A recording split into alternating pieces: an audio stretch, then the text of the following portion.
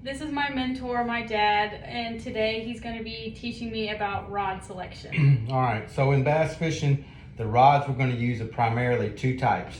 You're going to have either a bait casting rod or a spinning rod. Now, let's talk about what's the difference between a bait casting rod and a spinning rod. A bait casting rod, the major distinguishing characteristic between the two is on a bait casting rod, the reel is going to sit on top of the rod, and the eyes through which the line goes through, the eyes are going to be on top of the rod. On a spinning rod, just the opposite. On a spinning rod, you're going to have a rod, the reel is going to sit underneath the rod, and your eyes through which the line runs through are also going to be underneath the rod. Now, why would you choose one over the other? The difference is going to be the spinning rod is going to typically be used for lighter line and lighter lures. The casting rod, the bait casting rod, just the opposite. Heavier line, heavier lures.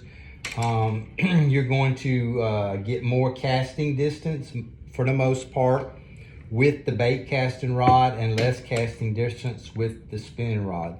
So it just depends upon the bait you're trying to use as well as the fish you're fishing for.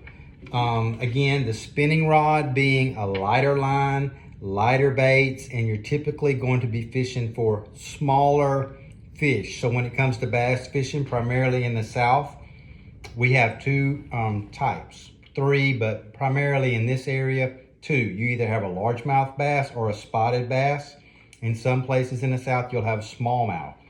So for this area, Columbus, Georgia, you're going to have two types, primarily largemouth, spotted bass. So if you were fishing for smaller bass, which would be the spotted bass, you're going to fish with, you choose the bait, the spinning rod. And then for larger fish, you would choose the bait casting rod. And when I say larger fish, of course, you don't know what size fish you're going to catch.